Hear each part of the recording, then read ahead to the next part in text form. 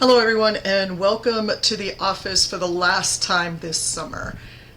We made it, so that's really good news. Over the course of the next, I think it's like 8-9 days, you will be wrapping up this course. Hopefully, you've gotten some sort of start on your second paper, and if not, please, by all means, let me know. And we need to get that rolling. The second thing you're going to do is take your final exam, and I'm sure you're wondering about the final exam. It will pick up where exam 1 left off. So I believe that on the last exam you had Bacon.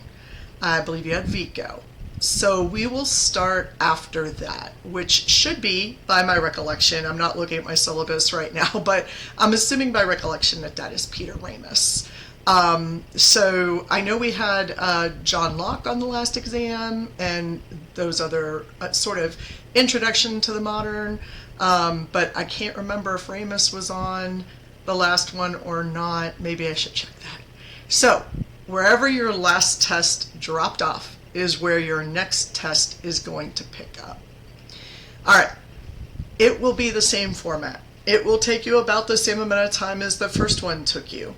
There will be multiple choice and very, very short answers. So hopefully, or fill in the blank, I think is the way that some people call that. So hopefully that helps.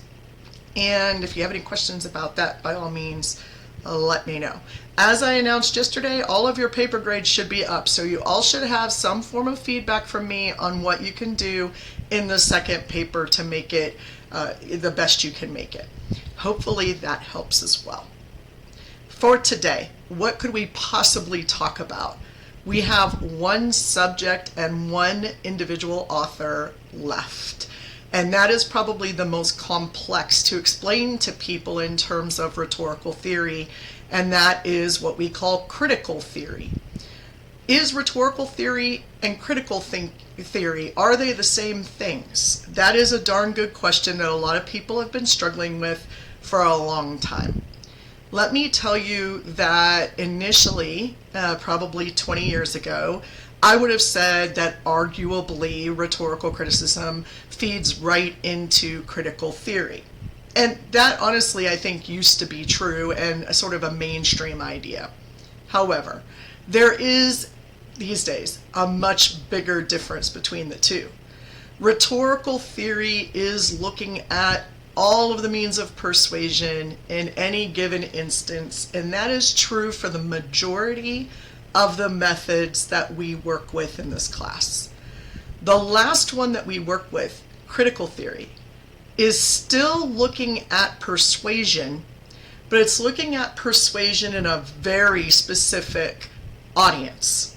So, for example, women, race differences, ethnicities, age, color, all those things play into, as I think I've said before, all the isms that we've talked about.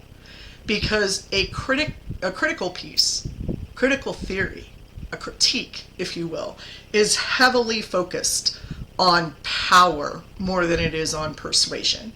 So it's looking at how language is used to construct a power structure or maintain it or attempt to dismantle it. So one of the things I've said multiple times, I'm not sure in this class particularly, but in my life, is that the Twilight series set back feminism about 50 years. Now, unfortunately, we're living in that world right now, that literally feminism has been set back 50 years, but ignoring that for a second, because the movies are still something to be analyzed in how the feminist perspective is either upheld or diminished based on the language, the plot, the character development of the movie Twilight, or those movies, that series, I guess I should say.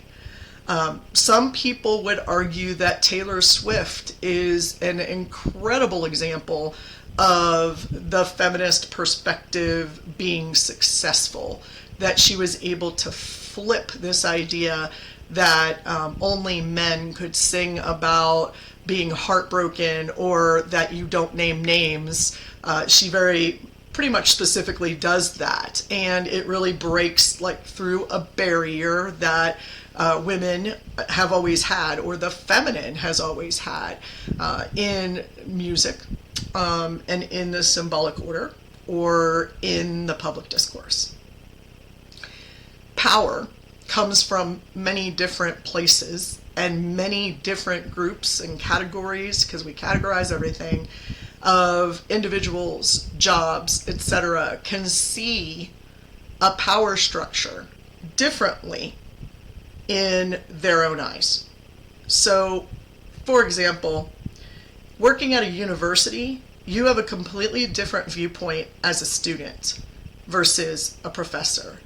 Professors have very different viewpoints if they're tenured or untenured, or if professors are administrators, for example, department heads, deans, etc., on up the line, and if they're in, quote, higher up administration. We all have a different view of how the university works and what the university does and how it should function in the future. So all of those questions that Aristotle talks about, these places, these genres where we see rhetoric, are available in the context of a university. The same is probably true for any corporation, right? So then the question is, what is the difference? Well, the difference between rhetorical criticism and critical theory is that rhetorical criticism is looking just at the persuasive elements. I say just, I mean that's a big job. Critical theory is focusing on the power that is created, maintained, or disbanded or dismantled by the language. So where rhetorical criticism focuses on persuasion techniques and the elements of persuasion, critical theory focuses on the elements of power and how that is established. Okay, so that's the main difference between the two. I bring it into the class only because, number one, that was how my training was, but I used to spend a lot more time on critical theory. I used to bring in feminist theorists. I used to bring in bell hooks and several other, Cixous and some other feminist theorists. And I also brought in power theorists like bell hooks, like Michel Foucault, for the purpose of demonstrating how we can do a critical theory. Unfortunately for me, or unfortunately for those lectures, this is not a critical theory class. So we are going to focus on the persuasiveness of language, and that leads me to Foucault. Michel Foucault was not a literaturist. He was not a rhetorical theorist. He wasn't even in communication English or any of those traditional things that we think of. He was a psychiatrist. He had degrees in psychiatry and psychology from France. And he also had degrees in sociology. So he was what we might have called at the time a pop culture critic of, everything, pretty much. But he focused a great deal on how the language of the power systems use language to oppress people, to marginalize people, and to, in some way, lift up or promote the power structure over people. All of those things probably sound very, very familiar to you. Foucault is the one who introduced us to these concepts and ideas. And that's why I had you read about how language for Foucault creates these things. He, in his works, focuses a lot on illness, particularly mental illness for obvious reasons. He focuses on prisoners. He focuses on, there's an entire book on orphanages, I believe. And when he's doing that, he brings up some key concepts, aside from just we have to acknowledge power, that I think are important. So here's how I would summarize that. The first thing that he does is he explains to us the idea that power is in fact manufactured. It's a social construct. It's manufactured through our language. Okay, that's very important. That language is what another theorist went on to call it's the symptom of our disease. Okay, language is the thing that tells you what's going on with, for example, the entirety of a discourse in a particular setting, right? So that's the first thing. The second thing that he did was he talked about something called discursive formations. Discursive formations are words or groups of words that define something in such a way that it changes the way we think about it. Let me give you an example, and this is the example he uses, which is why it's the example I'm going to use. Back in the 1980s, I think he died in 84, so this would actually be probably the 60s and 70s. He was a gay man living in the world and was becoming more and more famous, particularly amongst academic and pop culture theorists. And he was out, and he was fine with it. People would call it very French at the time, was one way of saying it, but the term that we used was homosexual. That was the term that was preferred back then. So when I use that word, please don't take offense to it. It is the language of the time. And it's important too, because by writing what he did and by using that term homosexual, he actually does exactly what he says that we should examine in our language. Let me tell you what I mean by that. The term homosexual sort of makes humans who are interested in same-sex relationships. That really takes them all down to just who they have sex with. When we say homosexual or heterosexual, what we're saying is you are defined by who you have sex with. Okay? That's an incredibly demeaning way to talk about humans. Now, at the time, Foucault did not mention that necessarily. He just used the term homosexual as we might use LGBTQ community or queer community today. So again, we have to keep that in mind in the time that he was writing. The time he was writing, that was how we talked about it. Now, what ends up happening when we define, in his words, homosexuals as medically ill, which they were doing. You might have heard about the electric shock therapy that was tried to make people straight. You might have heard us talk about it in terms of it being a medical condition. And at the time, in the DSM, which is the book that is used to determine psychiatric and psychological illnesses and problems, it was defined as an illness. Homosexuality was an illness. What happens when we define homosexuality in those terms, in those medical terms, what that does is it allows the social discourse to treat it that way. That term, homosexual, being used as a medical term, is what is the discursive formation in this example. Why? Because it includes so much more than just saying being gay is an illness. What it does is it allows for people to say things like, illnesses can be cured, so we should be able to cure you of being queer. In his case, homosexual. What else do we do with illnesses? We put people in hospitals, right? So this would allow us to justify putting everyone who identifies differently into hospitals. What did we do with lepers who had, obviously, an illness? We put them into colonies. We not just marginalized them, we isolated them. So all homosexuals to some section of the world, and you are to be ignored and not to be engaged with the so-called regular world, normative world, I think is probably a better word.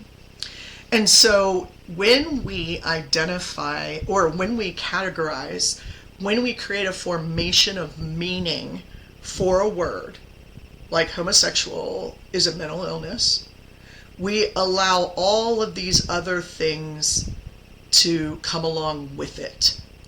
And that leads to things like lobotomies and electric shock therapy. By the way, electroconvulsive therapy can work on certain things. It's just it doesn't work on making someone straight. That's ridiculous. That's a silly idea. And one of the reasons why it is no longer defined as an illness is because of Foucault's work that said, hey, wait, if you define it as an illness, you're going to be able to do whatever you want. Castrate people or marginalize them to the point that they can't live in the world, deny them housing, deny them jobs. Is this starting to sound familiar? And so that discursive formation has taken, I wouldn't say it's completely changed, because there are some people out there who still believe that this can be cured or that it's an illness, which is, again, ludicrous in my opinion. But over the last, so I'm 50, you know that, and I can tell you straight up that when I was 20, the word gay, the word queer were still negatively connotated, okay? And it has taken us a long time, and I don't think I'm the only one who's included in this. I think I can say that my entire generation is. You know, we all have come to the conclusion that that's not the way we talk about other human beings.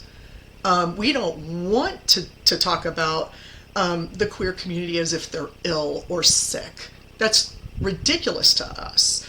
And so as the older generations die off who had that particular discursive formation in their head, and only that discursive formation associated with the word homosexual or gay or queer, or even LGBTQ community, because let's face it, some people still say that, as they die off and generations move in, it's called generational replacement. As that starts to happen and people start to shift the discursive formation to be more reflective of their context and their time, then the power will shift. Suddenly, instead of being, however you identify, no longer has to be a threat to your livelihood. Now, right now, in some places, particularly where I live, it is still a threat. Okay, people are still scared, and rightfully so, because there are people out there who are still using it to threaten, right? But on the grand international scale of what we were going to do with people who are ill, it has shifted. And so, you know, now we know people who are women, who are queer in some way, that they identify differently, who are in high academic, high corporate positions, and even high government positions. You know, there is a state representative from West Virginia who is trans. That is unbelievable. Now, does that mean we fixed it all? No, of course not. Because you know as well as I do that discourse is ever changing. And it responds to the context in which it's occurring. And that is where the rhetorical element comes in. Once you're able to identify what the discursive formations are, you're then able to debunk or break down the meaning of that in order to find what persuasive element is holding back or oppressing a group, or a marginalized group particularly, but any group. Okay, I hope that made sense to you. I know that's not exactly what you read in the book, but everything that Foucault does sort of comes around from that. That the symbolic order, which I talked about in the Burke lecture, the symbolic order determines meaning. We define meaning individually and therefore in the public discourse as a group.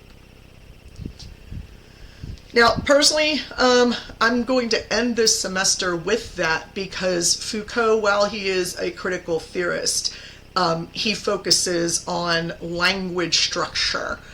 In fact, the book that I would recommend people read if you decide you're interested in this sort of thing, there's The History of Sexuality. There is the I forget the name of the one about the prisons, but the one that you should read if you're interested, start with Archaeology of Knowledge, where he literally digs into the language that we use to claim we know the truth. And archaeology, what the history of all that is, that's led to the meaning that we all share now. The last question I get asked a lot is, so I've engaged critical thinking, I've engaged critical theory in this one situation. I now know that I am oppressed or I am marginalized. I can see that marginalization. I can see that oppression. Can I break out of it? The answer frequently is no. Okay?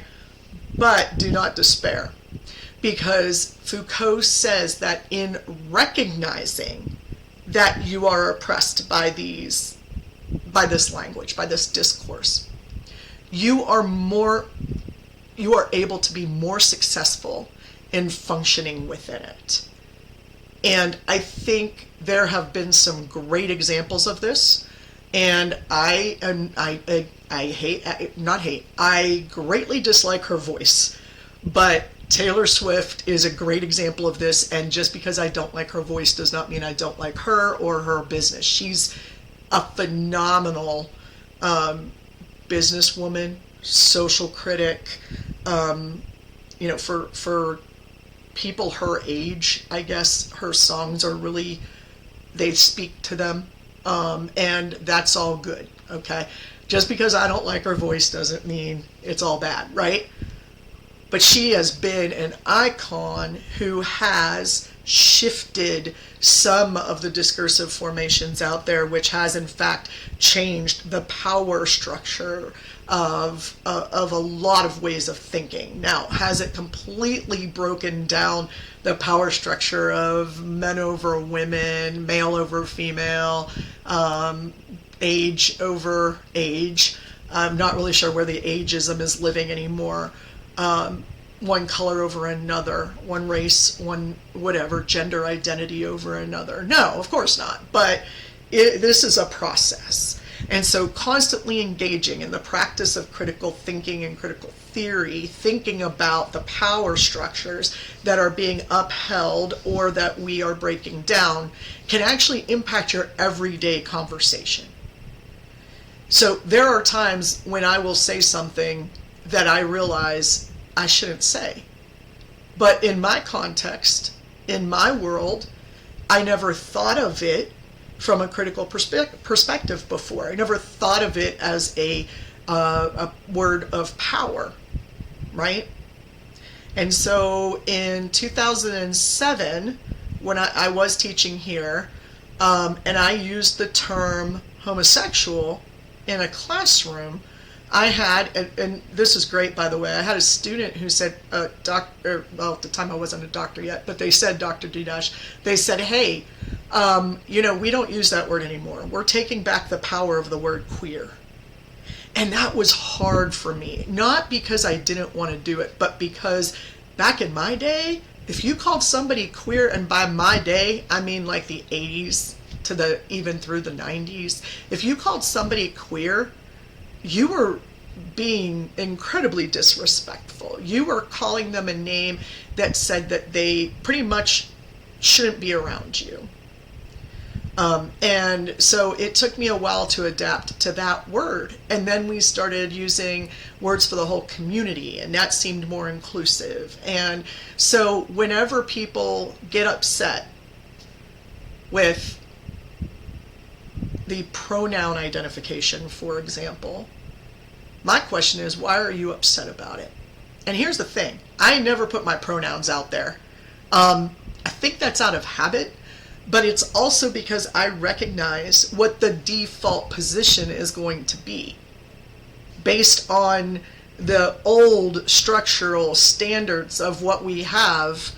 If somebody refers to me as he, I correct them to say she. I have a very deep voice. People mistake me for a he on the telephone all the time, and that's okay, but I do correct them.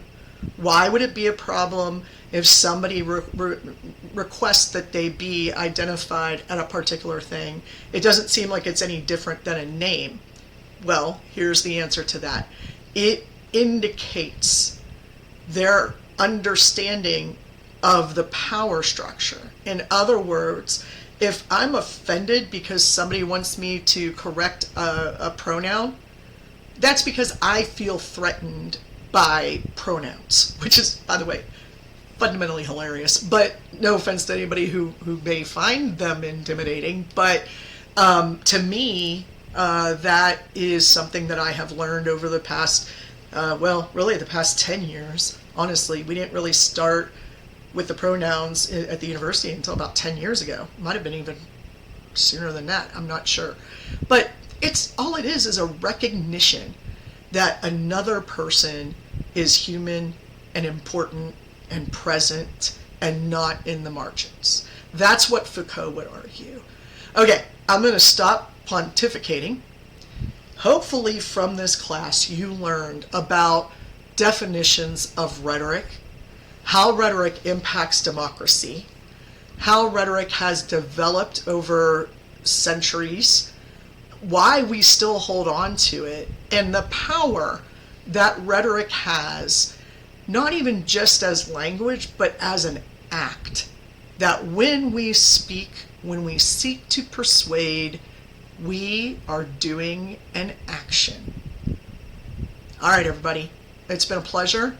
If you need anything, let me know, as always. Otherwise, I'm not going to see you next week, but I will be in the office a good bit this coming semester, so if you ever feel like dropping by, I am in Sisliff 111.